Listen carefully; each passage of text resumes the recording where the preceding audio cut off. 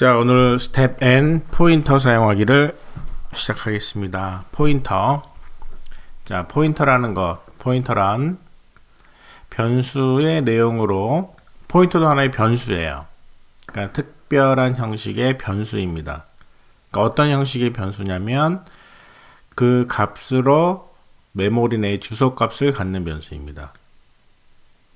그러니까 포인터는 정수형 변수와 별 차이가 없어요. 하지만 다루는 숫자의 정수값이 메모리 안에 주소값이라는 주소값을 포인팅한다. 그래서 포인터라고 합니다.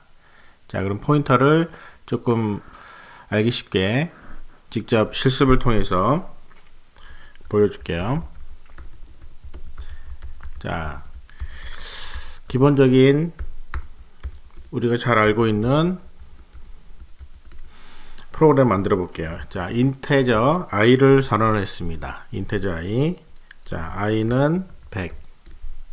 그리고 이 printf로 자, i의 값은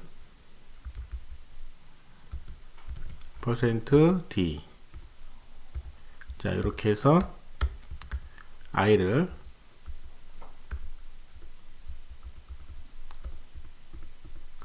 이렇게 찍을 수 있는 거 누구나 다 알고 있죠. 실행 한번 시켜볼까요? i의 값은 100. 자, 그런데 이 변수 i, 요 변수 i가 100이라는 숫자를 담고 있으려면 그 변수 i는 어딘가의 메모리 안에 공간을 차지를 해야 되겠죠. C에서는 이런 메모리 안에 변수들이 차지하는 공간들을 얼마든지 찾아 나갈 수가 있습니다. 자, 그래서 이렇게 한번 해볼게요. 자, 이번에는 i의 주소값은, 자, 주소값을 한번 찍어 볼게요.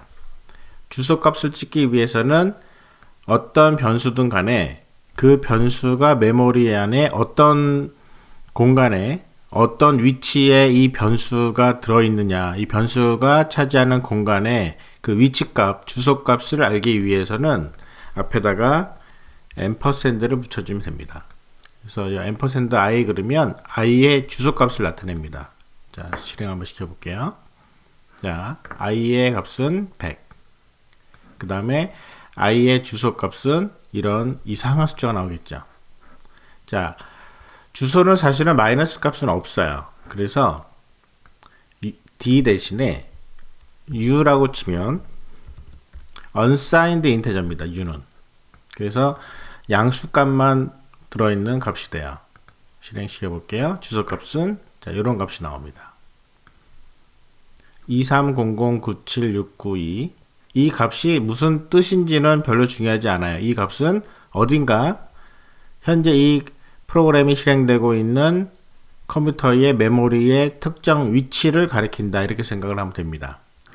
다시 한번 실행을 해볼게요. 2300976922. 자, 여기다 한번 적어볼게요.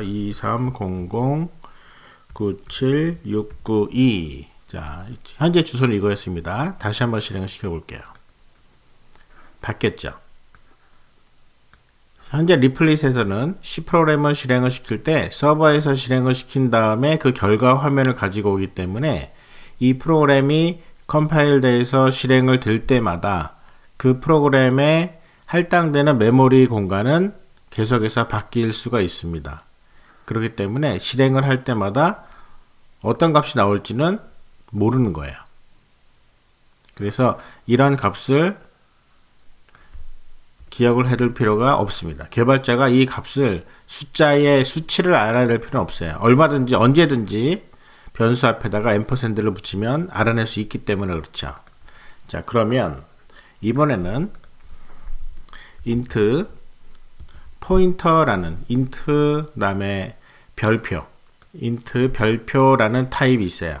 요게 포인터 타입입니다. 즉 포인터 타입은 우리가 사용할 수 있는 어떤 타입에 다 쓸 수 있습니다. 뒤에다가 별만 붙여주면 돼요. 자, 이런 int 포인터 타입의 p를 선언했습니다. 즉 얘는 정수형 변수 i. 자, 그 다음에 얘는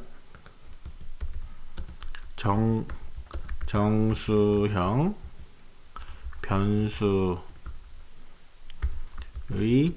주소 값을 가질 수 있는 포인터 변수 p. 자, 이런 뜻이 됩니다. 즉 p라는 변수는 포인터 변수인데 이 변수는 인테저를 가리킬 수 있는 포인터예요. 그래서 int 포인터입니다.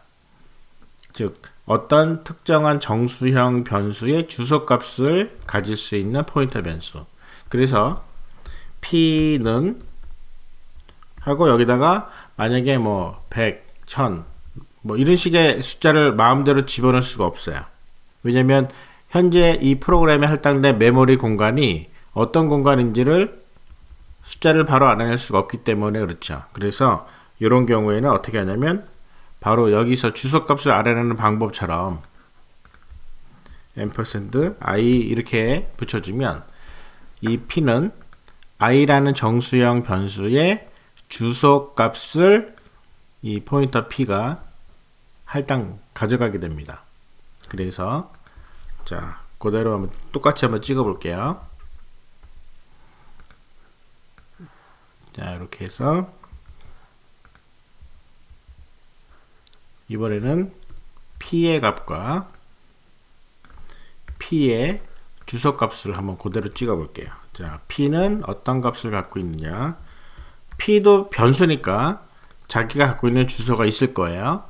자 이렇게 해서 프린트를 해봤습니다. 그러면 보세요. i의 값은 100, i는 100이라고 집어넣었으니까 그 다음에 i의 주소값은 컴퓨터가 할당한 메모리 공간입니다. 17966-92620. 그런데 p의 값은 p는 i의 주소값을 갖고 왔기 때문에 p는 17966-92620 바로 위에 있는 값과 똑같은 값이 되겠죠. 그리고 이 p라는 변수 역시 포인터 변수지만 메모리상에 차지를 해야 되기 때문에 p 변수가 갖고 있는 자신의 메모리 주소는 이렇게 됩니다. 그럼 이 포인터 변수를 왜 쓰느냐? 포인터 변수를 이렇게 씁니다. 이런 용도로 쓰는 거죠. 자, p가 포인팅하는 변수의 값은 자 이렇게. 그래서 요거를 뒤로 포인팅하는 변수는 정수형 변수잖아요.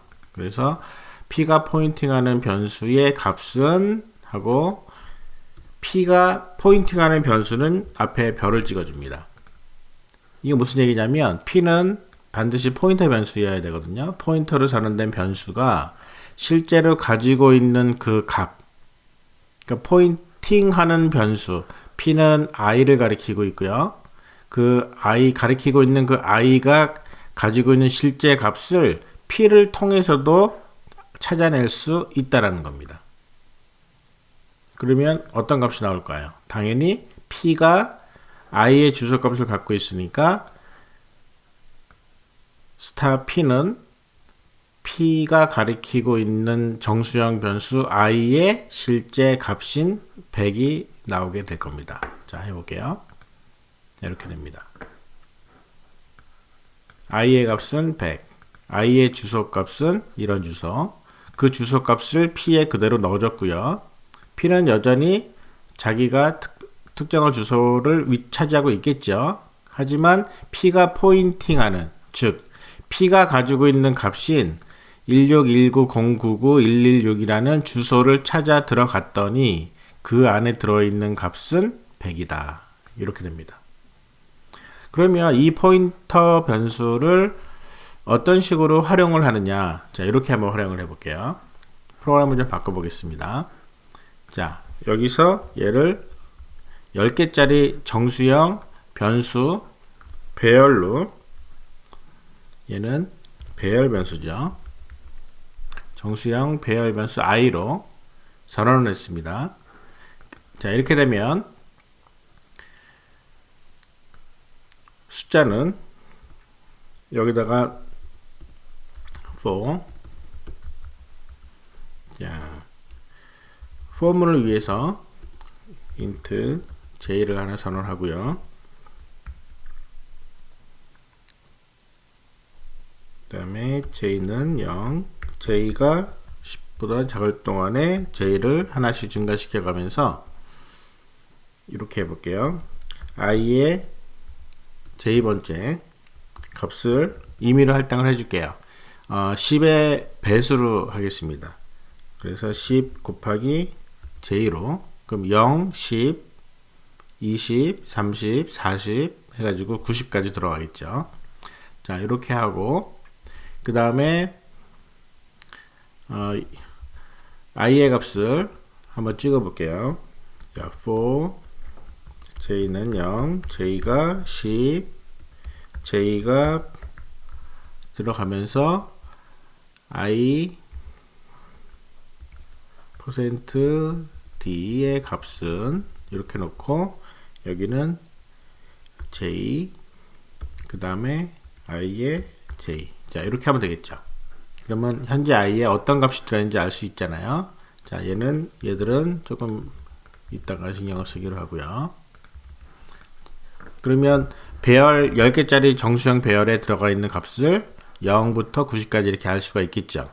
그런데 요거를 포인터로 정수형 변수를 가리킬 수 있는데 정수형 변수를 가리킬 수 있거든요. 근데 얘는 정수형 배열이란 말이죠. 그럼 여기 안에는 i 안에는 정수형 변수가 10개가 들어있잖아요. 세트로. 그러면 이렇게 표현하게 됩니다. i의 제로를. 즉 i의 첫 번째 i 배열의 첫 번째 정수의 주소. 이렇게 돼 있고요. 그 다음에 똑같이 얘를 카피를 한 다음에요. 이렇게 놓고 이번에는 이게 아니라 p에 플러스 %d가 요것이 포인팅 하는 변수의 값은, 자, 이렇게 놓고요. j, 그리고 얘는 p에 플러스 j의 값을 찾아가야 되니까 이렇게 하는 겁니다. 정수형 배열을 p가 첫 번째 위치거든요. p가 첫 번째 정수형 배열의 첫 번째 그 변수의 주소값을 알고 있기 때문에 그 주소보다 하나 더 더하면, 그러니까 0부터 9까지 더해 나가면은 10개 정수형 배열의 그 다음 번째를 계속 더하기를 해 나가면서 그 주소값에 들어있는 실제 값을 읽어올 수 있게 됩니다. 즉, 요 문장과 요 문장이 동일한 문장이 되는 거예요. 자, 한번 실행을 시켜볼게요. 그러면 실행을 해볼게요. 자, 보면은 i0의 값은 0, i1의 값은 10, 그래서 0부터 90인데 p 플러스 0이 포인트가 하는 변수의 값은 0, p 플러스 0은 i0를 포인트가 이제 p니까. 근데 p에다가 하나 더한 값은요, 얘는 정수형 포인터이기 때문에 그 다음 주소 정수가 들어있을 만한 주소를 들어간 거예요. 그래서 똑같이 0부터 90까지를 찾아 나갈 수가 있게 됩니다. 그러면 이게 도대체 뭐가 달라지느냐, 이게 왜 포인터라는 게 왜 이런 식으로 포인팅 하는 거를 굉장히 번거롭고 귀찮을 것 같은데 이게 왜 필요한지, 포인터가 왜 필요한지에 대한 부분을 한번 설명을 해 볼게요. 자, 이렇게 한번 이걸 지워버리고 이러한 거를 생각을 해 볼게요. 숫자로 n1, n2, 그 다음에 n3를 n1과 n2만 합시다. n1과 n2 두 개가 있고요. 그 다음에 n1은 100, 그 다음에 n2는 200을 처음으로 값을 넣었어요. 그 다음에 그럼 n1과 n2의 값을 서로 맞바꿔 보겠습니다. 그럼 맞바꾸기 위해서는 우리가 기본적으로 템프라는 변수를 하나 임시에 가운데다 두고, 그래서 템프에다가 n1을 넣고 그 n1에다가는 n2를 넣고 n2에다가는 템프를 넣고, 자 이런 식으로 하면 이 두 개의 값이 바뀌어요. 자 한번 검사를 해볼게요. printf. 그러면 자 n1은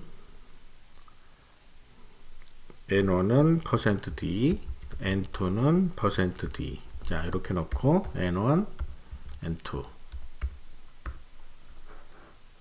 자 이렇게 했습니다. 그러면은 얘를 바꾼 다음에 한 번 더 실행을 해보면 요 구문이 수행되기 전과 수행된 이후를 확인할 수 있겠죠. 자 실행을 시켜볼게요.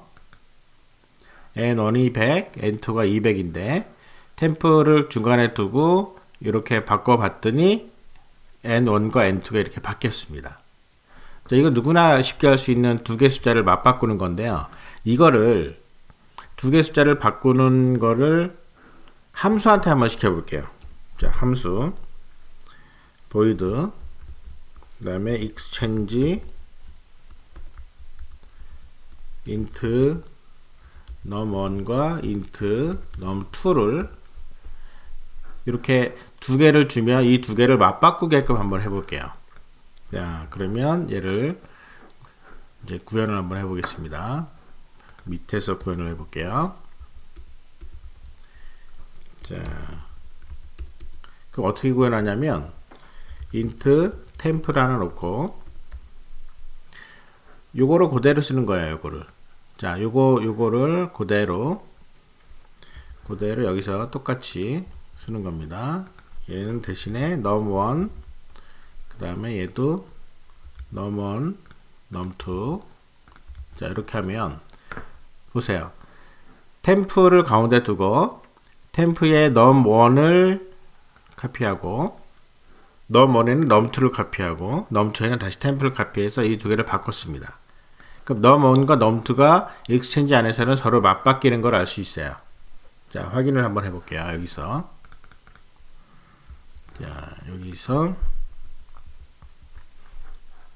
얘는 exchange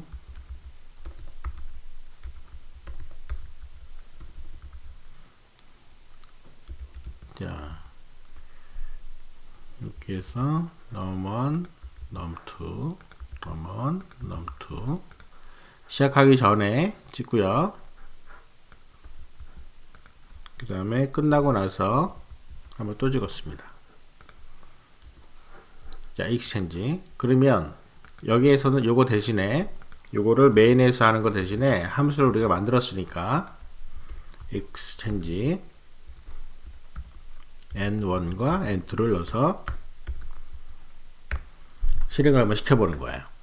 자 100과 200이 들어있는 n1과 n2를 함수에다가 두 개를 줘서 함수가 이 두 개를 서로 맞바꾸게 했습니다. 자 한번 해볼게요. n1과 n2는 100과 200을 가지고 있습니다. 그러면 함수한테는 들어가서 exchange 안에서는 num1과 num2에 이게 100과 200이 그대로 들어갔죠. 그런데 exchange 안에서는 num1이 200이 되고 num2가 100이 됐어요. 서로 맞바뀌어 졌어요. exchange가 됐는데 메인을 다시 들어와서 함수를 부른 다음에 다시 n1과 n2를 찍었더니 얘는 바뀌지 않고 그대로 있습니다.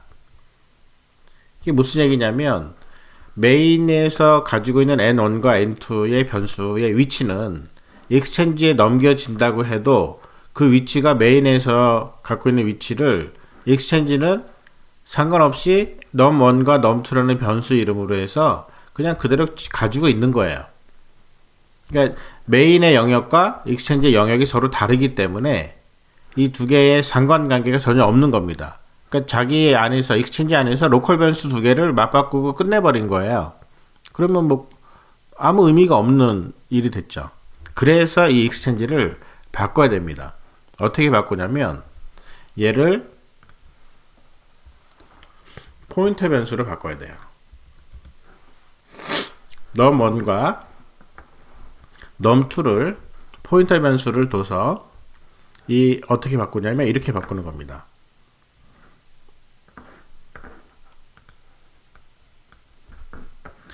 익스체인지의 파라미터 num1, num2는 포인터예요. 즉 실제로 정수 변수가 아니라 어딘가에 정수형 변수가 있는 주소를 알고 있다는 얘기죠. 그러면 이렇게 됩니다. 여기서 num1이 실제 정수가 아니라 포인터 변수니까 num1과 num2의 실제 값을 찾아서 화면에 찍어주는 거예요. 이렇게 바뀌는 거죠. 자, 이렇게 num1과 num2가 실제로 어떤 값을 갖고 있는지를 화면에 찍어주고요. 그 다음에 템프에는 num1을 그대로 못 넣어요. 왜냐면 얘는 포인터 변수이기 때문에 이 포인터 변수가 가리키고 있는 값을 넣어요. 당연히 얘도 그 값을 요 값으로 집어넣고요. 템프는 정수형 변수니까 그냥 그대로 두고 요 값을 num2가 가리키고 있는 정수에 직접 집어넣는 거죠. 자, 이렇게 익스체인지를 바꿉니다. 바꾸면 부를 때 얘를 num1과 n2라는 정수형 변수를 파라미터로 주는 게 아니라 맞춰서 줘야 돼요. int 포인터를 맞춰서 줘야 됩니다. 그래서 여기에서 ampersand 주소를 넘겨주는 거죠. n1의 주소와 n2의 주소를 넘겨주면 익스체인지에서는 이 두 개의 주소를 가지고 이쪽 주소에 있는 값을 템포에다 넣고 이쪽 주소에 있는 값을 이쪽 주소에다 넣고 이 값을 이쪽 주소에다 넣는 거예요. 그래서 각각의 주소에 있는 것들을 가리키게 되면 이 주소는 누구의 주소입니까? 메인에서의 주소거든요. 그러니까 익스체인지가 로컬 변수를 가지고 바꾸는 게 아니라 자기를 호출한 메인의 로컬 변수 n1과 n2가 있는 위치를 직접 찾아가서 바꿔주고 익스체인지의 일이 끝나는 겁니다. 자, 다시 한번 실행을 해볼게요. 보세요. n1이 100, n2가 200인데 익스체인지 안에서 num1은 실제로 포인터를 찾아서 들어갔더니 n1이 됐고 n1의 주소니까 100. num2도 n2의 주소를 알고 있기 때문에 찾아 들어갔더니 200이 들어있었죠. 두 개가 맞바뀌었습니다. 근데 메인으로 돌아왔더니 메인에서도 바뀌어져 있는 거예요. 즉 이거를 이렇게 생각을 하면 쉬울 것 같아요. 정수형 변수 n1이 있고 n2가 있는데 값을 어떻게 주는 거냐면 자 여기서 n1은 요거는 n1의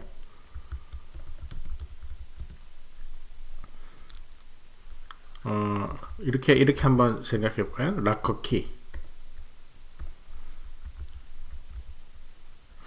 자, 사물함 키를 넣는 거죠. 그래서 얘는 n1의 락커키고요. 그 다음에 n2의 n2 n2 역시 n2의 락커키. 자, 이런 식으로 생각을 해도 됩니다. 포인터를. 그래서 익스체인지한테 n1과 n2를 직접 준 게 아니라 n1과 n2가 들어있는 사물함에 키를 준 거예요. 그러니까 키를 줬더니 익스체인지에서는 그 키를 가져다가 이 키를 열어서 그 안에 있는 값을 똑같은 값을 템포에다 넣고요. 요 num2의 키를 열어서 그 안에 있는 값을 읽어다가 num1을 열어서 그 안에 있는 값으로 집어넣은 거예요. 그리고 템프의 값을 num2라는 키를 가져다가 락커를 열었더니 그 안에 들어있는 값으로 템프 값이 덮어 씌워진 거죠. 그래서 익스체인지에서 메인이 가지고 있는 숫자들을 건드릴 수 있게 되는 겁니다. 이게 무슨 장점이 있냐면 지금 우리가 보는 것처럼 포인터를 사용을 하면 메인에 있는 또는 다른 함수가 가지고 있는 어떤 특정 공간에 변수를 마음대로 접근할 수 있게 된다라는 큰 장점이 있습니다. 그리고 이제 또 하나의 장점은 지금부터 설명할 건데, 우리가 포인터로 줄 때와 그리고 포인터로 주지 않고 변수를 줄 때의 차이점, 그 차이점은 구조체 포인터를 사용할 때 분명하게 나타납니다. 자, 워크북을 보면 지금 포인터에 대한 설명을 그대로 했고요. 워크북에 보면은 구조체 포인터, 즉 우리가 스텝 M에서 스트럭트 펄스를 만들었잖아요. 그러니까 펄스 스트럭트를 만들어 가지고 이름과 주소와 나이를 다루었단 말이죠. 하나를 묶어 가지고.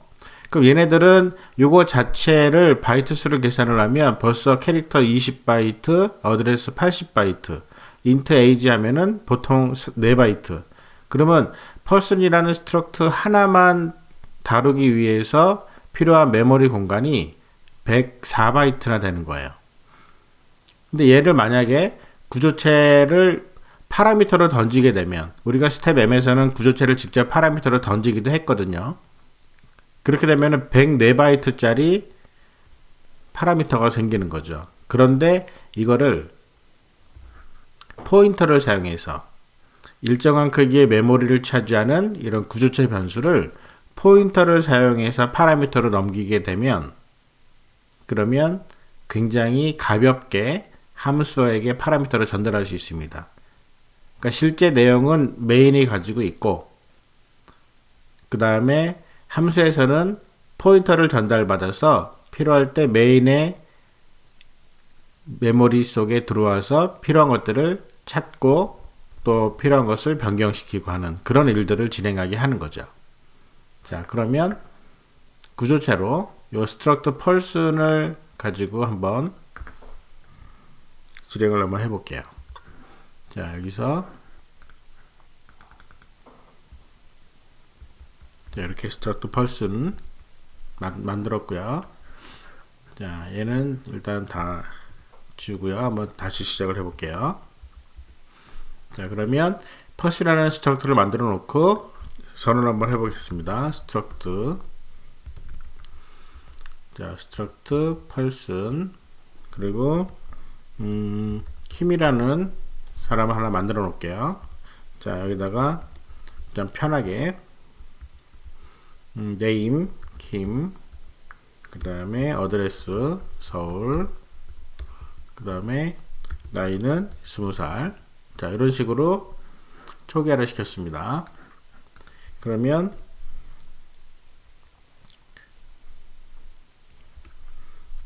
프린트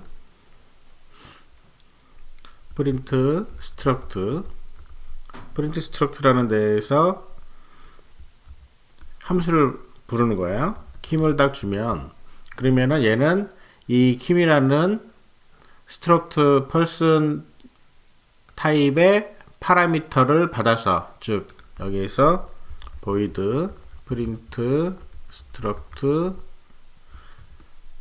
라는 함수는, 자, 얘를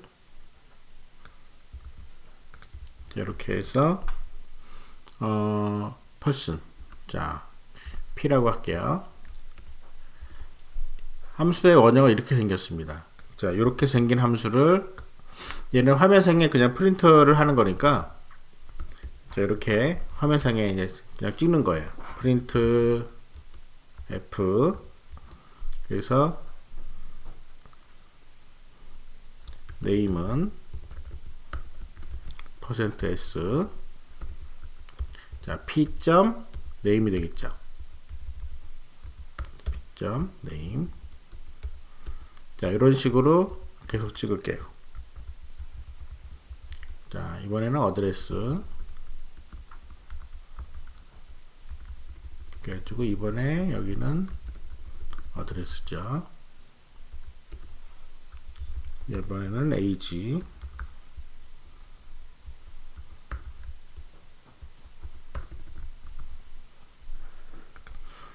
자, 이렇게 구조체의 변수를 하나 받아서 화면에 찍는 겁니다. 굉장히 간단하죠. 실행시켜 보면 name, address, age 이렇게 찍어주잖아요. 그런데 여기서 이제 무슨 문제가 생기냐면 프린트 스트럭트에게 kim이라는 구조체 변수를 통째로 넘겨주기 위해서 이만한 내용을 파라미터로 전부 다 복사해서 넘기는 겁니다. 그래서 이렇게 한번 해볼게요. p.age는 25세로 바꿨어요. 그러면 여기에서 프린트에서 여기에다가 자 이렇게 한번 해볼게요. age가 바뀌었는지 안 바뀌었는지를 한번 볼게요. 자 여기에서 이 사이에서 이제 얘는 p가 아니라 kim이겠죠. kim.age가 자 여기서는 이제 main입니다. main에서는 age가 어떻게 바뀌는지를 한번 확인을 해볼게요. 자 프린트 스트럭트를 한 다음에 함수에서는 p.age를 25살로 바꿨습니다. 원래는 20살이었는데 실행을 시켜보면 main에서는 20살이었어요. 그리고 프린트 스트럭트에서도 이렇게 20살입니다. 25살로 바꿨습니다. 그러면 main에서 안 바뀌어요. 조금 더 확실하게 하기 위해서 여기에서 얘를 먼저 실행을 한번 해볼게요. 자, 이렇게 함수에서 찍기 전에 다시 한번 실행해 볼게요. 보세요. main에서는 20살이라고 보냈는데 함수에서 25살이라고 고친 거예요. 하지만 main에서는 여전히 20살입니다. 무슨 얘기냐면 main의 kim과 프린트 스트럭터에서 전달받은 p라는 파라미터로 받은 그 구조체는 서로 다른 구조체예요.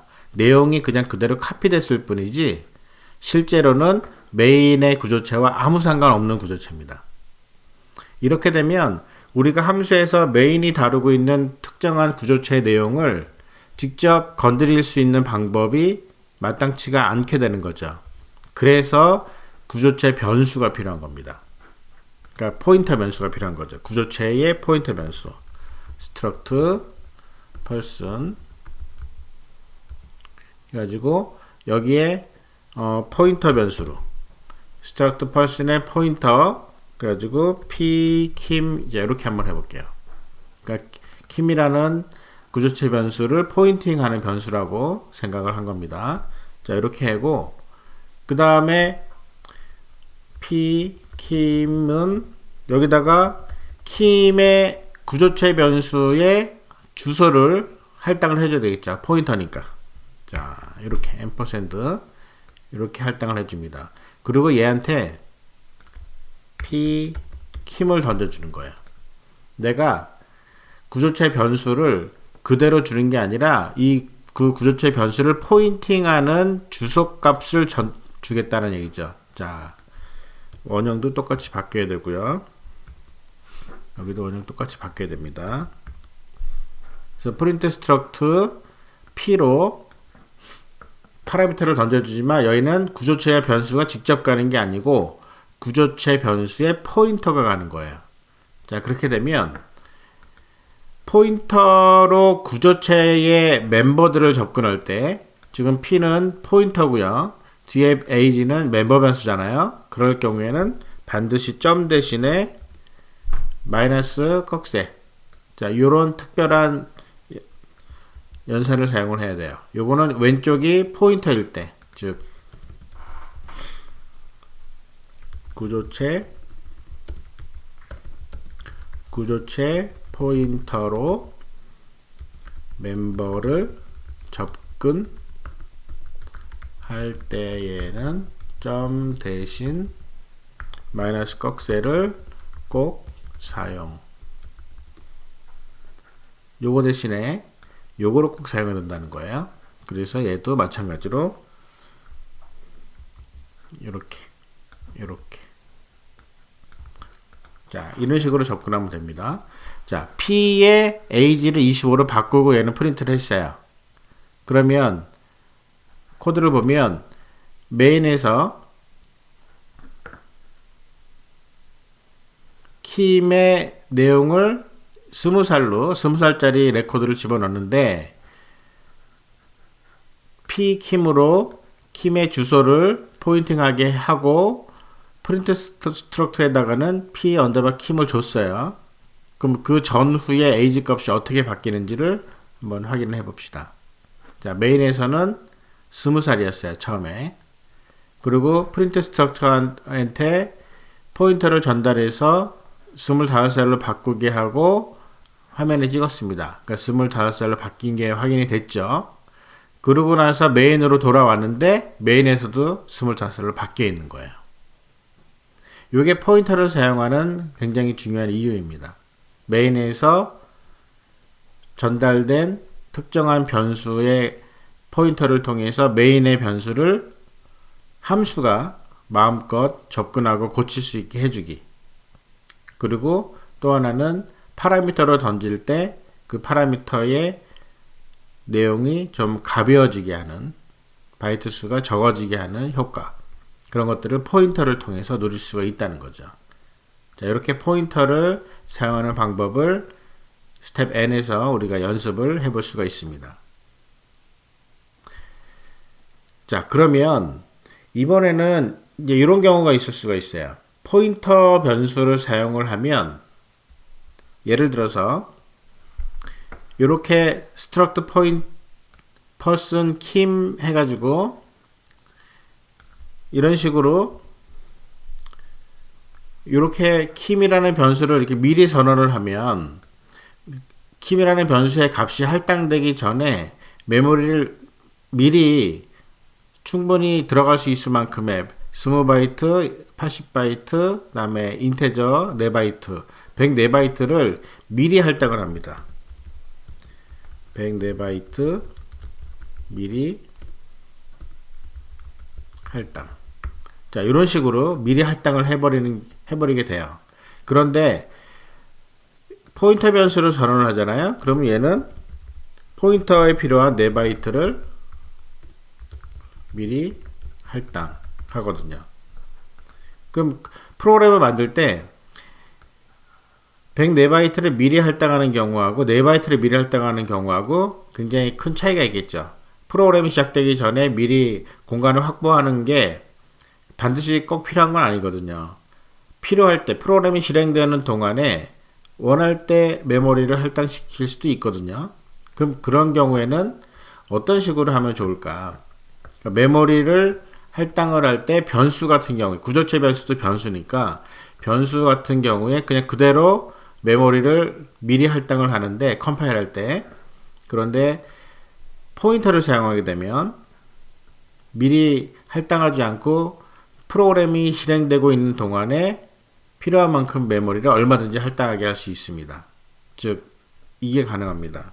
자, 이렇게 놓고 여기에서 p킴은 여기에다가 malloc 이라고 해서 memory allocation 이런 함수가 있습니다. 이 함수를 사용을 하기 위해서는 스탠더드 라이브러리를 include 스탠다드 라이브, 우리가 랜덤 쓸 때 썼던 그 include죠. 그래서 스탠다드 라이브러리를 include를 하고요.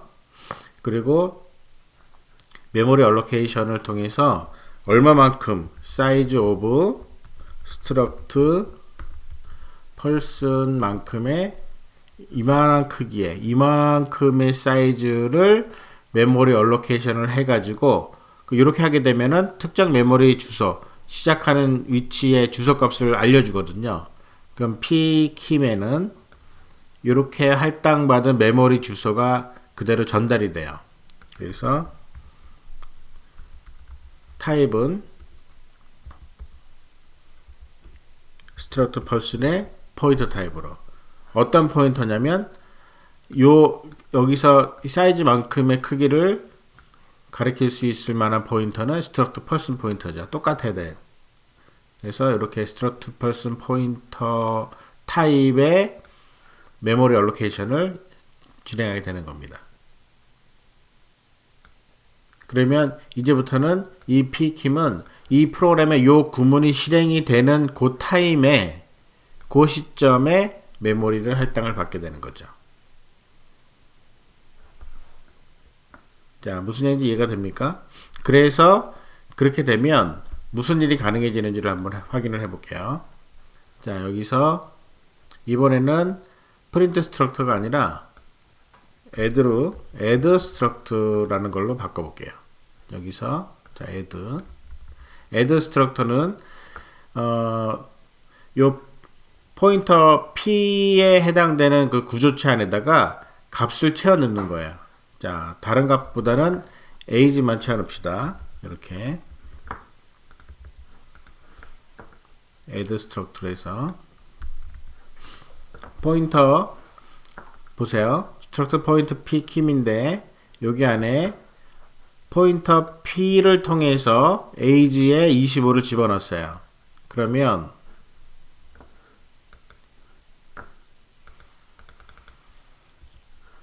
age가 값이 kim.age로, kim이 아니죠. p의 kim은 이제 없어졌으니까 p킴의 age로 이렇게 화면에 찍어보는 거죠.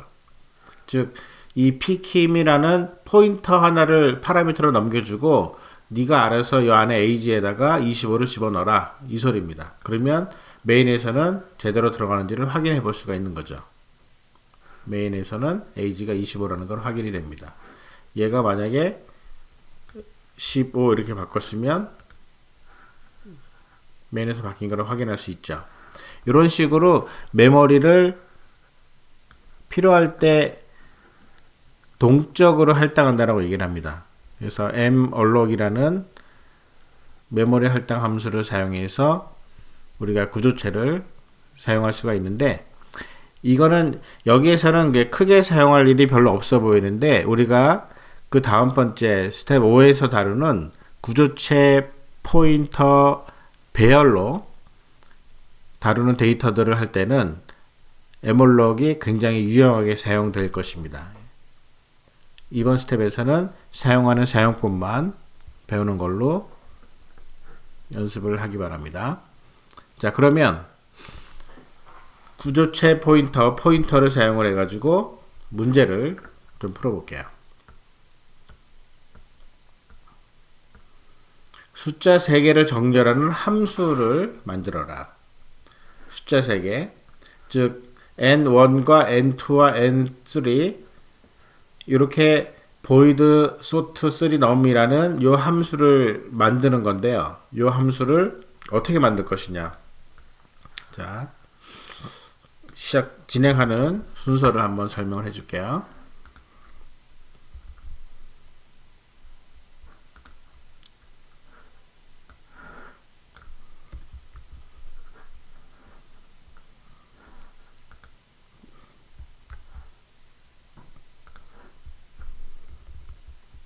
메인 함수에서는 이런 일을 진행을 합니다. 그리고 함수의 원형에 대한 설명이 나오죠. 그리고 메인에서 사용되는 방법이 나오는데, 자, 요 내용을 그대로 써볼게요. 자, 1번 메인 함수에서는 정수 3개를 입력받은 후, 그 다음에 2번 이 숫자들의 주소를 넘겨주면 크기가 큰 순서대로 num1, 2, 3에 저장되도록 변경하는 함수를 제작하여 테스트하라. 그럼 넘겨주는 게 메인에서 해야 될 일이죠. 그리고 함수에서 해야 될 일은 크기가 큰 순서대로 저장이 되도록, 즉 함수가 이렇게 원형이 돼 있잖아요. 이렇게 돼 있으니까 요 함수라면 그러면은 엄밀하게 따지면 이렇게 되겠죠. n1, n2, n3에 저장되도록 변경하는 거죠. 더 엄밀하게 따지면 여기에 저장되는 겁니다. n1, n2, n3는 포인터 변수니까 정수의 포인터이기 때문에 이렇게 저장이 되는 거죠. 자, 그러면 메인에서는 주소값을 어떻게 넘겨주느냐? 이렇게 넘겨주라는 얘기예요. 자, 이렇게. 자, 이런 식으로 넘겨주라는 얘기죠. 이 문제는 우리가 첫 번째 문제니까 실제로 한번 풀어보도록 해볼게요. 자, include stdio.h 놓고요. 그리고 함수 원형을 그대로 선언을 했습니다. 그다음 메인에서 정수 3개를 입력을 받아야 된다 그랬죠. 자, 정수 3개. 메인에서는 이런 일들이 메인에서 진행이 되는데, 자, 정수 3개를 입력을 받으려면 선언해야 되겠죠. int num1, num2, num3. 자, 입력을 받습니다. printf 해서 num1, num2, num3 입력. 자, 입력하라고 하고요. 그러면 scanf로 %d, %d 자, 3개를 입력을 하는데 num1, num2, num3 자, 얘를 입력을 해주는데 앞에다가 ampersand 붙여주죠. 자, 이제 우리가 포인터를 사용해서 ampersand의 의미를 아까 배웠잖아요. 그 의미가 여기서 나온 겁니다. 즉 scanf에서는 %d 3개를 입력을 받아요. 정수 3개를 입력을 받을 건데 이렇게 입력받은 정수가 어떤 주소에 들어갈 것인지에 대한 주소를 넣게 돼 있어요. 그래서 앞에 ampersand를 붙여준 겁니다. 즉 num1이라는 변수에 주소값을 알려줄 테니 요 주소값, 요 사물함, 요 락커에다가 키보드로부터 입력받은 그 숫자를 집어넣어라. 그런 의미가 되는 거였어요. 그동안에 우리가 scanf에서 별 생각 없이 ampersand를 붙이라고 해서 붙였지만 그 의미가 이제 확실해진 겁니다. 그래서 숫자 3개를 받아서 첫 번째 숫자는 num1의 주소, num2의 주소, num3의 주소를 나란히 알려주고 거기다가 집어넣어라 이 소리를 한 거예요. 자, 숫자 3개를 입력을 받고요. 그 다음에 주소값을 넘겨줍니다. 커멘트 해제하면 되는 거죠. sort3 num에 각각의 숫자의 주소를 넘겨줬어요. 즉 사물함 키를 넘겨준 거예요. 그러고 나서 화면상에 찍어 볼게요. printf 자, 여기다가 얘를 그대로 찍어 볼게요. 자, num1 %d %d %d 자, 그리고 이렇게 하면 되겠죠. 그러면 이 sortnum을 실행하기 전과 실행한 후를 비교하려면 scanf 받고 나서 여기서도 한번 찍고요. 얘는 이렇게 합시다. before 그 다음에 여기는 after. 그래서 before와 after를 이렇게 num1, num2, num3를 한번 찍어서 확인해 보는 거죠. sort를 했을 때. 그러면 이제 sort는 어떻게 할 것이냐. 자, 얘는 일단 숫자를 받았습니다. 이제 함수를 만들어야 되는 거죠. 자, 요런 원형으로 만들기로 했으니까 요거를 그대로 복사해서 자, 밑에서 함수를 만들게요. 자, 얘를 만듭니다.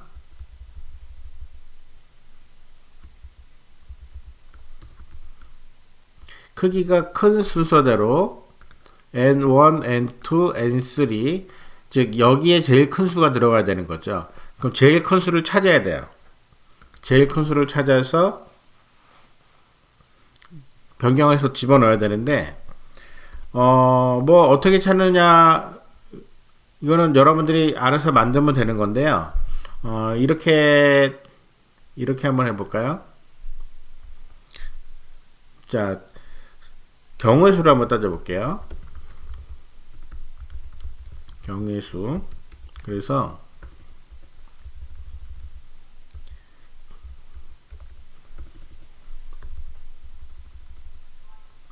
경우의 수를 이렇게 한번 찾아볼게요.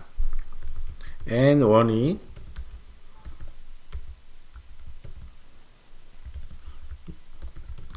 가장 클 경우, 그 다음에 n2가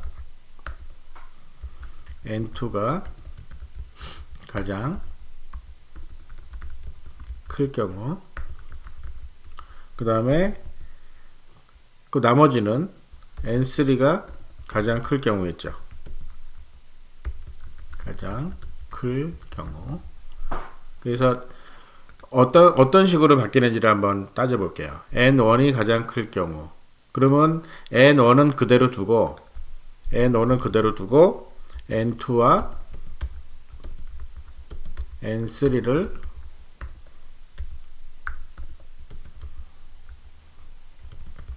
비교하면 되는 거죠.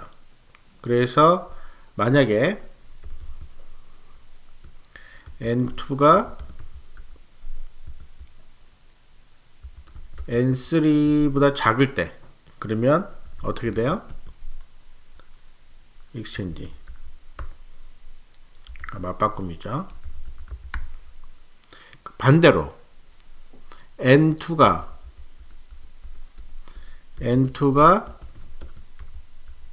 n3보다 크면 아무 일도 없죠.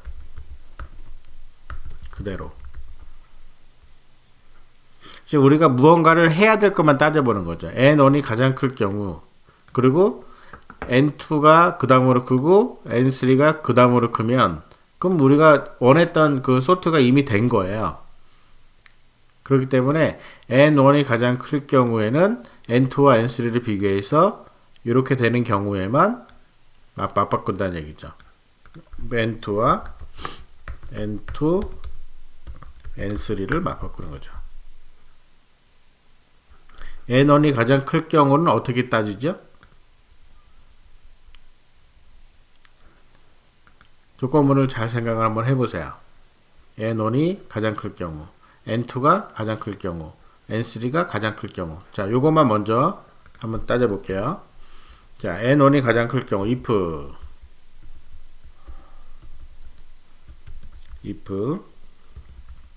n1이 n2보다 크고 n1이 n3보다 크고.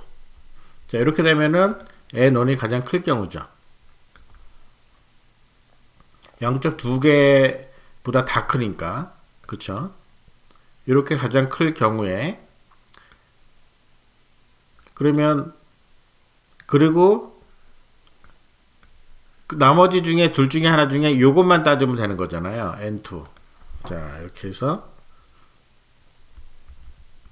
n2가 n3, 이렇게 n2가 n3보다 작으면, 즉 요 조건이 전부 다 되면 맞바꾸는 거죠.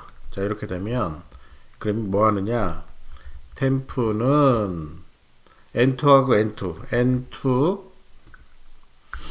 n2 그 다음에 n3, n2는 n3, 그리고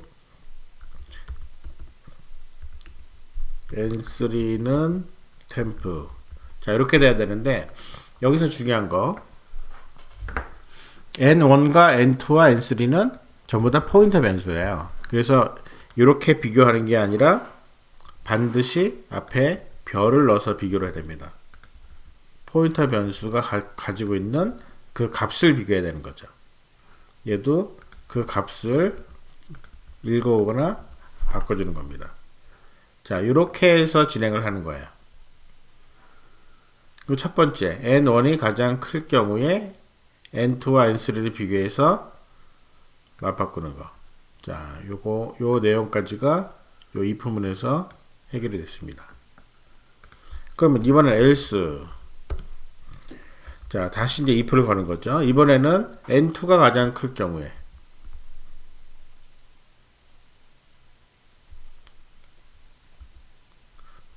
자, 뭔가를 걸어줘야 됐죠.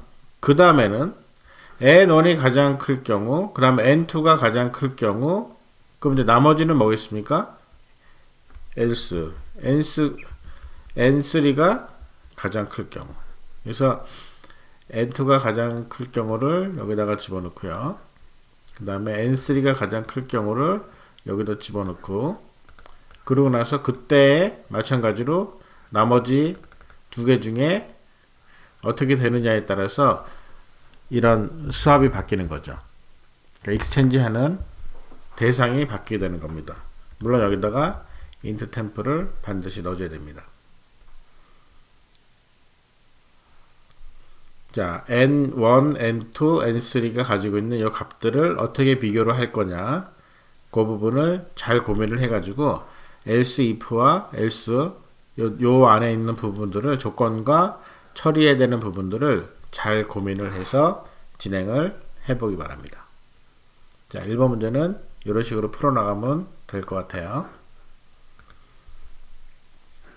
자, 이번엔 2번 문제. 최대값과 최소값을 구한다. 정수 배열을 사용을 해서 숫자를 입력받은 후에 포인터를 이용해서 가장 큰 수와 가장 작은 수를 찾아라. 그러니까 이거는 이제 함수를 사용하는 건 아니고요.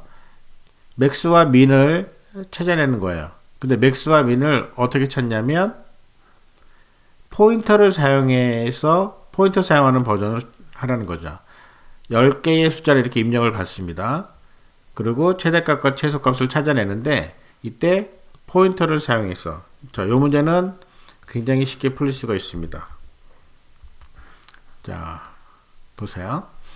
10개의 정수 배열을 사용을 해서 숫자를 입력받은 후에 그 다음에 포인터를 사용합니다. 자, 요게 첫 번째고요.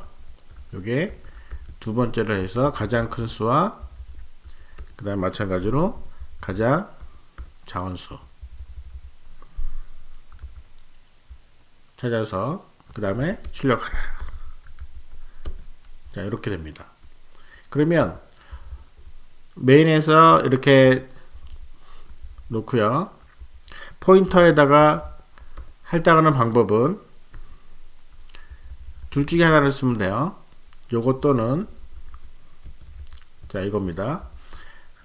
즉 num의 첫 번째, num이라는 배열의 첫 번째 정수의 주소값. 근데 요거를 줄여서 어떤 배열의 첫 번째 주소값을 줄여서 그냥 배열 이름 이렇게 써도 똑같아요. 즉 배열 이름만 쓰면 얘는 그동안에 우리가 파라미터로 배열을 이름으로 넘겨준 적도 있지만 결국 그게 포인터였어요. 즉 배열 이름은 배열의 첫 번째 값이 들어있는 주소를 배열 이름이 포인팅하고 있는 거랑 마찬가지였다는 겁니다. 그래서 이렇게 쓰든지 편한 대로 쓰면 되는데 여러분들 포인터를 처음 배우는 입장에서는요, 요거를 더 권합니다. 그래서 이렇게 하는 거예요. 위에서 1번 요 내용입니다. 자, 선언은 이렇게 선언을 하고요. 10개의 요거를 이용해서, 자, 얘는 for i가 0에서 i는 10, i 뿔뿔. 자, 이렇게 한 다음에 뭐 printf, scanf 뭐 이런 식으로 해가지고 받겠죠. 그래서 %d로 받는데 어떻게 받아요? 얘는 num의 i 번째의 주소값으로 받겠죠. 자, 이렇게 받는 겁니다. 물론 요거 대신에 포인터를 정확하게 이해를 하면 이렇게도 받을 수가 있는 거예요. %d, 그 다음에 p 플러스 i.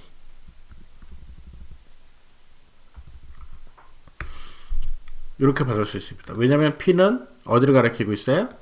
첫 번째 값에, 배열의 첫 번째 값의 첫 번째 요소의 주소니까 p 플러스 i, 즉 p가 0이면 p는 첫 번째 위치, P가 1이면 두 번째 위치.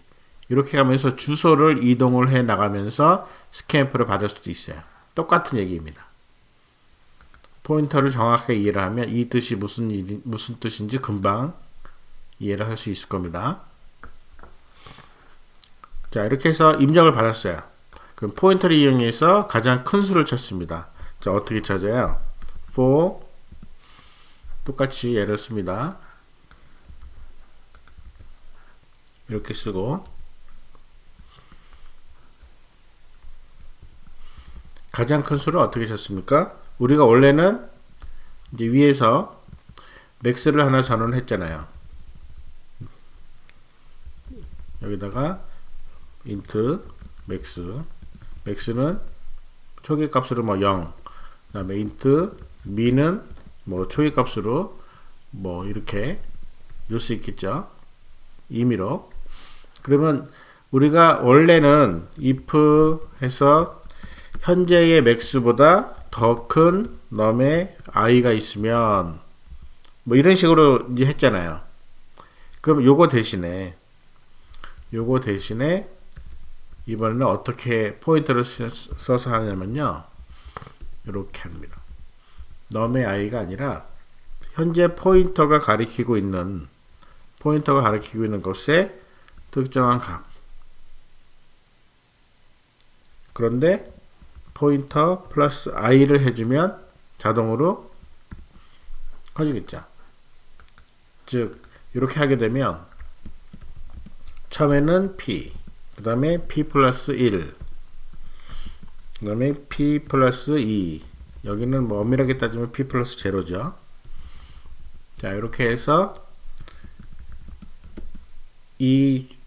이것의 주소의 값에 들어있는 숫자 뭐 이렇게 되는 겁니다. 들어있는 뭐 정수값 즉 p 플러스 0에 들어있는 정수값은 실제로는 num 0이 되겠죠. 얘는 num 1, num 2 이런 식으로 10개의 정수 배열에 실제로 들어있는 값을 포인터를 사용해서 비교할 수 있게 되는 겁니다. 마찬가지로 가장 작은 수도 똑같은 원리로 찾아내는 거죠. 이렇게 포인터를 사용을 해서 가장 큰 수와 가장 작은 수를 찾아내라 라는 것이 2번 문제입니다. 자, 이번에는 3번 문제를 볼게요. 문자열의 길이를 구하랍니다. 자, 문자열의 길이. 사실은 문자열은 문자의 배열이잖아요. 문자의 배열은 역시 배열과 포인터는 굉장히 잘 맞습니다. 그래서 문자열을 입력을 받아서 그 문자열의 포인터를 이용해서 문자 개수가 몇 개인지를 알아내라. 근데 문자의 개수를 문자열이 언제까지 알아내냐면요. 실제로 문자열은 이렇게 생각을 하면 되는 거예요. 예를 들어 가지고 캐릭터 str 뭐 10 자, 여기에다가 예를 들어 가지고 hello 자, 이렇게 선언했다고 생각을 해보세요. 그러면 실제로는 어떻게 들어가냐면 str 0에는 대문자 h가 들어간 거예요. 그러니까 요 내용은 이렇게 한 거랑 똑같습니다. 즉 보세요. 1에는 소문자 2가 들어갔고요. 그 다음에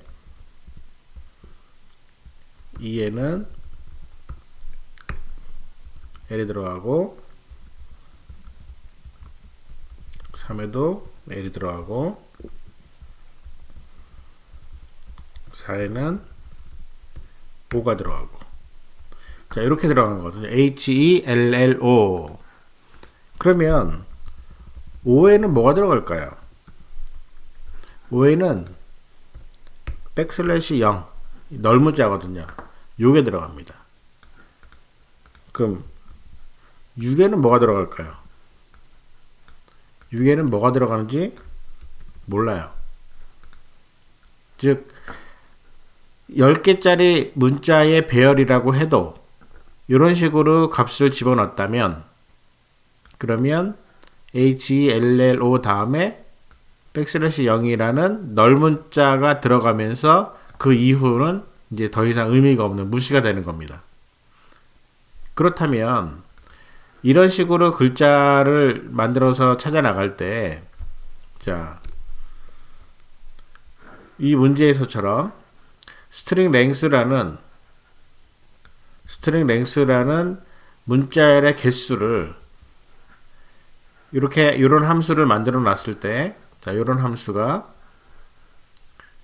여기 있어요. 그리고 메인에서는 이렇게 돼 있단 말이죠. 얘는 참고만 하고요. 자, 이렇게 해서 참고만 했어요. 자, 그러면 여기에서 이걸 가지고 자, int length 자, 얘를 만들어 내려면 length는 이렇게 하는 거거든요. 요거를 가지고 알아내라 이 소리예요. 근데 여기다가 뭘 집어넣냐면 자, 지금 이게 이름이 똑같으니까 좀 헷갈리는데 이렇게 할게요. 캐릭터의 포인터 pstr 이렇게 놓고 pstr은 str의 첫 번째 문자의 주소 그리고 여기다가 pstr을 넣어주는 거예요. 즉 문자의 배열에 첫 번째 주소 값을 알려줄 테니 pstr에 넣고 알려줄 테니 네가 여기서부터 시작을 해가지고 계속 찾아 나가라는 거예요. 그 다음 찾아 나가다가 언제까지 요 넓은 자를 만나게 되면 멈추고 그때까지 센 하나 둘 셋 넷 5개 5라는 숫자를 리턴해라 이 소리입니다. 그게 스트링 랭스가 해야 되는 일이에요. 그래서 캐릭터 포인터라는 어떤 값을 가지고 왔을 때 거기서부터 출발해 가지고 반복문을 돌려가면서 하나씩 증가시키는 거예요. 그 다음 그래서 찾아 나가다가 넓은 자를 만나게 될 때 반복문을 멈춰라. 카운팅하는 것을 멈추고 그때까지 카운팅한 1, 2, 3, 4, 5를 리턴해라 이 소리입니다. 자, 이런 식으로 문제를 풀어가면 되겠습니다.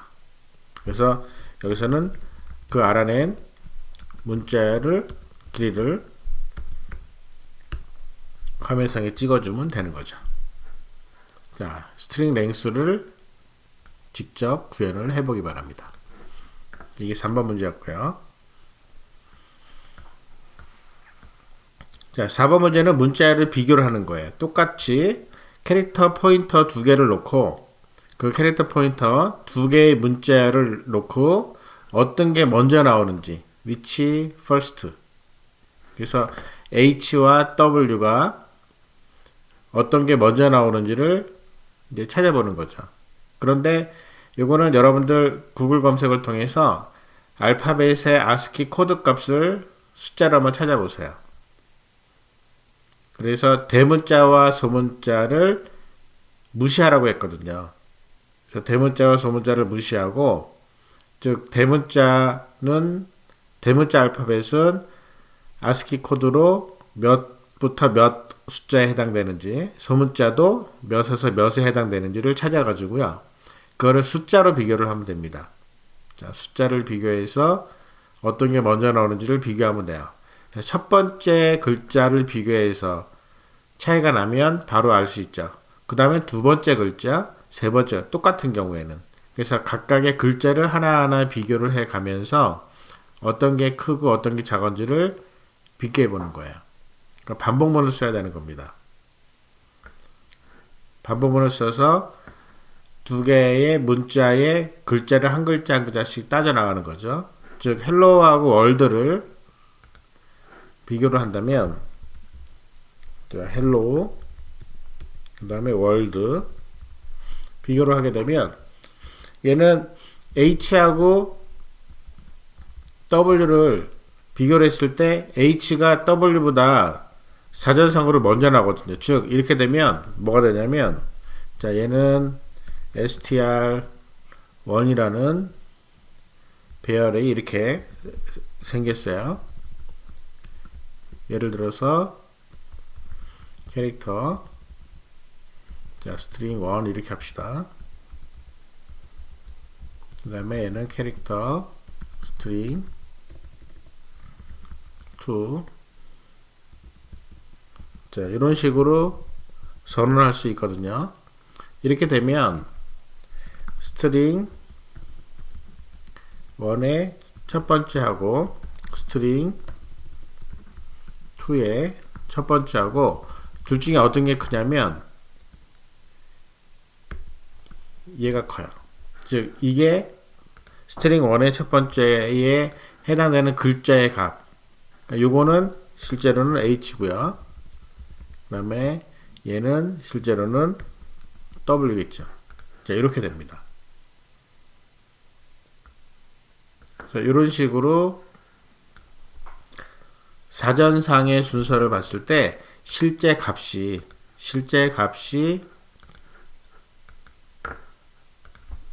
예를 들어서 if 이렇게 하게 되면 얘는 참이 되는 거죠. 스트링 첫 번째 1의 첫 번째와 스트링 2의 첫 번째의 값은 이렇게 달라지게 되는 거죠. 그래서 얘가 더 작은 값이 됩니다. 그러니까 숫자 비교를 해가지고 글자 간의 순서를 따져볼 수가 있습니다. 단 여기서 중요한 거는 대문자와 소문자를 무시하라는 거죠. 즉 예를 들어서 이게 만약에 여기가 h라고 하면 이렇게 비교하면 안 돼요. 이렇게 비교하면 얘는 false가 됩니다. 얘가 h가 되면 왜냐면 ASCII 코드상으로는요 모든 대문자가 소문자보다 앞에 나오기 때문에 그래서 이게 더 작은 값이 돼 버리거든요. 하지만 이 문제에서는 대소문자를 무시하라고 했기 때문에 이걸 어떤 식으로 체크를 하면 좋을까를 여러분들 한번 고민 한번 해보세요. 이거는 여러분들에게 숙제로 남겨놓겠습니다. 그래서 대문자, 소문자가 이렇게 있을 때 대문자 또는 소문자로 통일시켜서 글자를 풀어보는 게 훨씬 좋습니다. 자, 그러면 이 문제를 어떤 식으로 풀어갈지를 한번 생각을 해봅시다. 자, 두 개의 문자를 입력받은 후에 메인에서 해야 될 일이겠죠. 자, 메인에서 해야 될 일입니다. 메인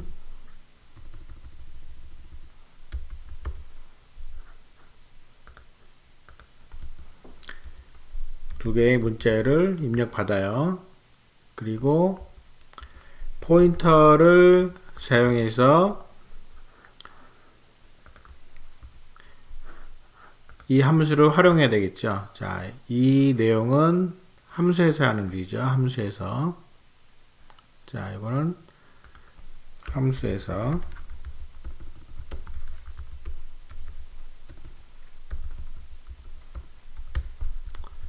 자, 그리고 이거를 사용해서 어떻게 사용하냐면은 위치 포스트를 그대로 호출하는 겁니다. 이를 사용해서 어떻게 하냐면 메인에서는요 위치 퍼스트 스트링 두 개를 만든 다음에 자 스트링 두 개를 입력을 받아요. 캐릭터 스트링 1 뭐 한 20개 정도로 할게요. 스트링 2 자 이것도 20개 정도 이렇게 한 다음에 두 개를 이제 입력을 받습니다. 뭐 getS로 입력을 받을 수 있죠. string 1 자 이런 식으로 getS string 2 자 이렇게 물론 printf 적절하게 넣어줘야 되겠죠. 그리고 이걸 가지고 어떻게 하냐면 캐릭터 포인터로 str1과 포인터로 str2를 두 개를 선언을 해요. 그리고 str1은 string 1, 그 다음에 str2는 string 2. 자, 이렇게 해서 포인터로 이 두 개의 스트링을 가리키게 합니다. 물론 이렇게 해도 되고요. 아까 얘기한 것처럼 첫 번째 문자의 주소값 이렇게 해도 됩니다. 그래서 which first를 str1과 str2를 부르는데 요 값이 int죠. 그래서 result는 which first 요거를 수행해서 나오는 그 결과 result를 받는 거죠. result는 result int예요. 그래서 얘가 if result가 이게 1이면 요게 1이면은 어떤 의미죠? printf 첫 번째 문자열이 먼저입니다. 자, 이런 식으로 넣고 아니면 else 그러면 두 번째 문자열이 먼저입니다. 자, 이렇게 하라는 겁니다. 메인에서는 이런 식으로 일을 진행을 하고 여기서 중요한 거는 which first라는 두 개의 캐릭터 포인터를 가지고 접근을 하는 거예요. 이 두 개의 스트링을 메인에서 string 1과 string 2를 요 포인터로 접근을 해서 반복문을 사용을 해가지고 첫 번째 글자, 두 번째 글자, 세 번째 글자 계속해서 비교해 나가는 겁니다. 비교해 가지고 둘 중에 어떤 하나라도 크거나 작거나가 결정이 되면 브레이커를 걸고 그리고 return 1 또는 2를 하는 거죠. 자, which first를 여러분들이 직접 만들어 보기 바랍니다. 자, 그 다음 문제는 문자열을 역순으로 만드는 문제예요. 문자열 입력을 받아요. 입력을 받은 후에 포인터로 리버스 스트링에게 그 문자열의 포인터를 넘겨줍니다. 그러면은 이 리버스 스트링에서는 문자열을 만들어내는 거예요. 하나를 만드는데 문자열의 순서를 바꾸는 거죠. 헬로 월드 느낌표 그러면은 그대로 거꾸로 느낌표 DLROW 한 칸 띄고 OLLEH 거꾸로 역순으로 변환을 해서 만들어주는 겁니다. 이런 배열이 들어왔을 때 이 배열의 첫 번째 포인터로 접근하는 첫 번째 문자부터 출발해서 이렇게 끝까지 갈 수 있잖아요. 그러면 어떻게 하면 제일 좋으냐면 이 문자열과 똑같은 크기의 문자열을 하나 만들어요. 똑같은 크기의 문자열을 하나 만들고 그 다음에 이 문자열을 거꾸로 하나씩 집어넣어주면 되는 거거든요. 끝에서부터. 아니면 좀 더 쉽게 할 수 있는 방법이 있습니다. 포인터하는 str이 지금 현재 대문자 h를 포인팅하고 있잖아요. 그럼 이 문자열의 전체 크기를 알아낸 다음에 이 크기를 통해서 첫 번째 글자와 마지막 글자를 서로 맞바꾸는 거예요. 그래서 h와 느낌표를 맞바꿔요. 그 다음에 여기서 한 번 더 간 다음에 2하고 d를 맞바꿉니다. 또 하나 가서 l과 l을 맞바꿔요. 또 가서 l과 r을 맞바꿉니다. 이런 식으로 해서 중간에 있는 문자가 들어있는 중간 위치로 올 때까지 가면서 계속 서로 맞바꾸기를 하면 그러면 메인에서는 리버스 스트링이 완성이 됩니다. 그렇게 해가지고 현재 위치를 되돌려도 되는 거예요. 자, 어떤 식으로 하면 좋을지를 고민을 해가지고 5번 문제를 잘 풀어보기를 바랍니다. 자, 이번에는 6번 문제. 자, 이 문제는 구조체를 이용해서 구조체의 포인터를 사용하는 문제입니다. 로그인 데이터라는 구조체를 하나 전원을 해요. 그리고 아이디와 패스워드 문자열 들어있는 거고요. 자, 스트럭트 로그인 데이터 유저1의 포인터, 구조체 포인터를 사용을 해가지고 add 유저 안에서 메모리 할당을 수행하도록 되어 있습니다. 이게 무슨 얘기냐면 이건 아까 우리가 예제 설명을 하면서 했던 내용인데 다시 한번 설명을 해줄게요. 자, 다음 구조체를 이용해서 한 명의 사용자 데이터를 입력받는 함수를 만드는 겁니다. 자, struct 이렇게 정해줬어요. 그럼 메인에서는 어떻게 하냐면 메인에서는 구조체 포인터를 사용을 해서 메인이 해야 될 일은 struct login data user 이렇게 한 다음에 add 유저한테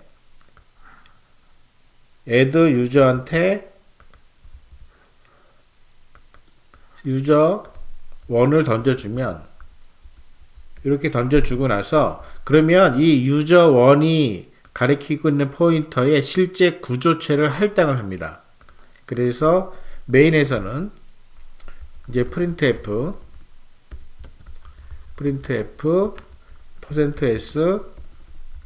%s%s로 찍을 수가 있게 되는 거예요. 뭐를? 유저 1이 가리키고 있는 id, 유저 1이 가리키고 있는 패스워드. 자, 이렇게 해서 화면상에 찍을 수가 있는 겁니다. 그러면 이렇게 화면상에 찍으려면 아이디와 패스워드를 넣어야 되잖아요. 즉 여기서 보면 아이디는 패스워드는 해가지고 이렇게 집어넣잖아요. 메인에서는 이렇게 찍어주는 거거든요. 이 부분을 메인에서 찍어주는 건데 아이디와 패스워드를 물어보는 장면은 함수에서 하는 거예요. 자, 바로 이 함수에서 하는 겁니다. 자, 이 함수에서 무슨 일을 하냐면 포인터를 하나 받아요. 로그인 데이터 포인터인 구조체 포인터를 하나 파라미터로 받았어요. 그러면 얘는 뭐 하는 거냐면 이렇게 하는 겁니다. 얘가 scanf로 %s 뭐 scanf로 해도 되고요. 뭐 getS로 받아도 됩니다. 어차피 한 줄 받을 거니까. 자, getS 유저가 가리키고 있는 id, getS 유저가 가리키고 있는 패스워드. 자, 이렇게 해가지고 add 유저에서는 이 두 개를 받는 거예요. 물론 여기다 printf에서 뭐 id 물어봐야 되겠죠. 여기도 패스워드 물어봐야 되겠죠. printf. 그런데 중요한 거는 함수 안에서 메모리 할당을 수행하라고 되어 있잖아요. 함수 안에서 메모리 할당을 수행해라. 이게 무슨 말이냐면 이렇게 하라는 얘기입니다. 유저라는 포인터에다가 메모리 할당을 에멀록으로 메모리 할당을 수행을 해요. 근데 이 유저는 어떤 포인터입니까? 스트럭트 로그인 데이터의 포인트예요. 그래서 에멀록이 리턴 받기 전에 스트럭트 로그인 데이터 포인터 타입으로 리턴을 받아야 돼요.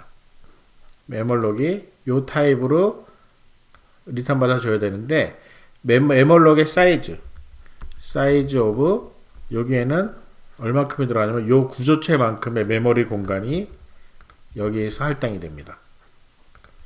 이 작업을 add 유저 안에서 하라는 얘기예요.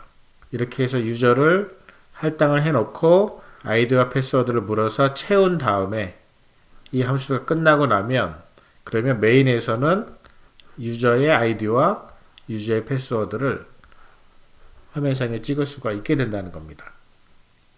6번 문제는 거의 다 풀어준 겁니다. 이 내용을 잘 다듬어서 완성시켜 보세요. 자, 7번은 struct point라는 우리가 M 스텝에서 이미 사용했던 포인터입니다. 사용했던 구조체죠. 이 구조체의 포인터 활용법을 적용하라는 얘기예요.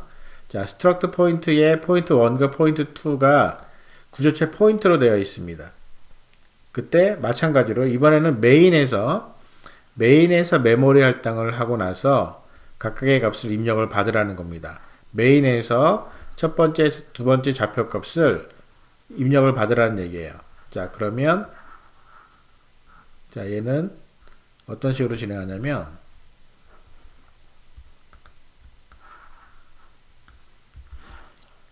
자, 보여줄게요. 메인에서 struct 포인트는 이렇게 생겼고요.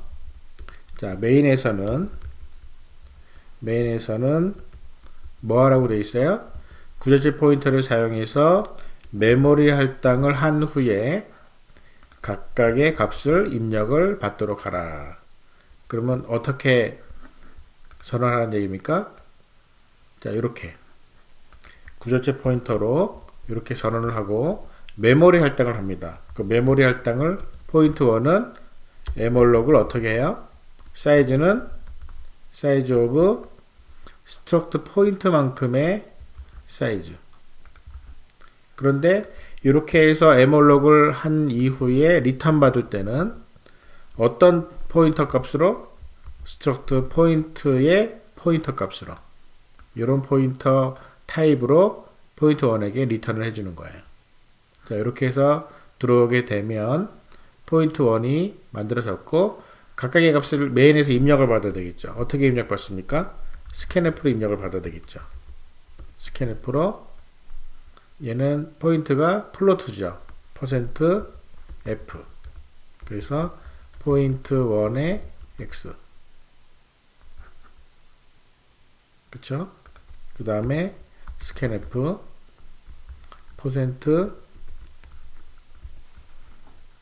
%F로 입력을 받는데 이번에는 포인트 1의 Y가 되겠죠. 자, 이런 식으로 메인에서 포인트 1과 포인트 2를 이런 식으로 입력을 받은 다음에 그리고 나서 이 두 좌표 사이의 거리를 리턴하는 함수를 사용하라고 되어 있습니다. 자, 그러면 플로트 디스턴스 선언을 한 다음에 좌표 거리를 계산을 해요. 어떻게 계산해요? 디스턴스는 직접 계산하는 게 아니라 얘를 활용하라는 얘기죠. 자, 얘를 활용을 합니다. 요거를 활용을 해서 여기다가 뭘 집어넣어줘요? 포인트 1과 포인트 2. 자, 요거를 실행을 하고 printf %F로 해서 디스턴스를 찍어라. 이게 메인이 해야 되는 일입니다. 요만큼이 메인이 하는 일이에요. 자, 요만큼까지를 메인에서 진행을 하고 그 다음에 이 두 좌표의 거리를 구하는 거는 바로 요 함수죠. 자, 요 함수를 이렇게 만들어내라는 얘기죠. 요 함수 만들어내는 거는 스텝 M에서 이미 풀어봤던 내용인데 단지 무슨 차이가 있어요? 파라미터가 struct 포인트가 아니라 struct 포인트의 포인터 타입이라는 거. 요게 다릅니다. 요 차이는 어떤 차이를 내요? P1에 .x로 하면 안 돼요. 이렇게 하면 틀려요. 틀림. 얘는 P1에 x 이렇게 접근을 해야 이렇게 해야 맞습니다. 이런 식으로 접근을 해서 두 점의 거리를 이런 식으로 구하면 되는 겁니다. 자, 나머지는 여러분들이 직접 풀어보기 바랍니다. 그 다음 이제 8번 문제를 볼게요. 8번 문제는 사용자 정의형 메뉴판 만드는 그 스텝 M에서도 요런 비슷한 문제를 풀어봤죠. 자, 스트럭트 메뉴 이렇게 구성이 되어 있고요. 여기서는 에스크 메뉴를 통해서 물어보는데 이때 에스크 메뉴 안에서 메모리 할당과 데이터 입력 두 가지 일이 수행이 되어야 됩니다. 그래서 에스크 메뉴를 불러야 되는데, 자, 요 내용을 어떤 식으로 전체 구조가 되는지를 알려줄게요. 메인에서는, 자, 여기 이제 메인이겠죠. 메인에서는 무슨 일이 벌어지냐면, 구조체 포인트를 사용을 합니다. 어떻게? 자, 요렇게. 자, 요렇게 구조체 포인트가 사용이 되고요. 그 다음에 함수에서는 메모리 할당과 데이터 입력 과정이 수행이 됩니다. 자, 메모리 할당과 데이터 입력. 함수 원형은 이렇게 돼 있다 그랬죠. 자, 그러면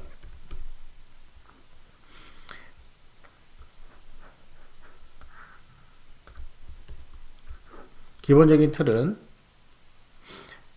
메인을 이렇게 사용해서 실제로 무슨 일이 벌어지냐면 메뉴의 번호, 메뉴명, 가격을 입력하시오.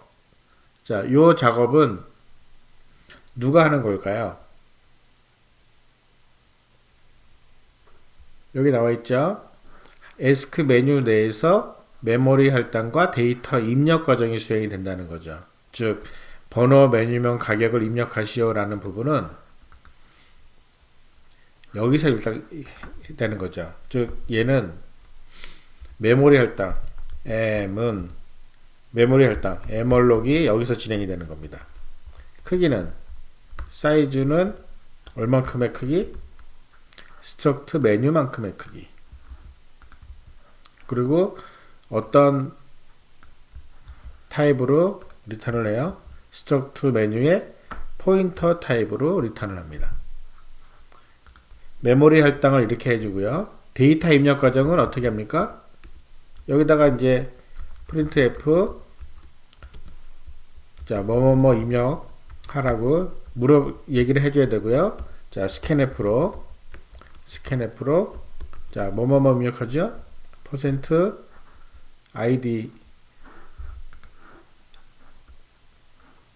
그 인테저, 그 다음에 문자열, 또 인테저. 그러면 여기에서는 %d, %s, %d를 입력을 받죠. 자, 여기는 이제 어떻게 되는지 여러분들 충분히 알 수 있겠죠. 지금 m이라는 포인터를 가지고 메모리 할당한 다음에 그 m이라는 포인터가 가리키고 있는 메뉴 구조체에다가 값을 집어넣는 겁니다. 에스크 메뉴는 이걸로 끝나요. 그러면은 실제로 메뉴 구조체가 5개가 있잖아요. 즉 결국 여기서는 에스크 메뉴 1, 그 다음에 에스크 메뉴 2. 자, 이거 하라는 얘기입니다. 이렇게 해서 메뉴 3, 메뉴 4, 그리고 메뉴 5. 요거를 하고 그 다음에 무슨 일이 벌어지죠? 5번의 입력이 끝난 다음에 전체적으로 화면에 찍어주는 거죠.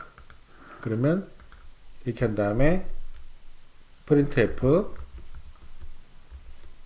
%d, %s, %d 그 다음에 메뉴 1에 no, 메뉴 2에 name, 메뉴 1이죠. 그 다음에 메뉴 1의 price. 자, 이런 식으로 해서 5번을 넣어주면 되는 거죠. 메인에서는 이 일을 하라는 얘기입니다. 에스크 메뉴를 통해서 메뉴 1 포인터에 적절한 메모리 할당과 값 입력이 진행이 된 다음에 메인에서 이렇게 써먹을 수 있게 하라는 얘기죠. 자, 8번 문제는 이런 식으로 문제를 풀어볼 수가 있습니다. 자, 이렇게 해가지고 여러분들이 포인터 그리고 구조체 포인터를 연습이 끝나고 나면 다음 시간에는 구조체 배열 포인터를 활용해서 문제를 풀어가는 연습을 해보도록 하겠습니다.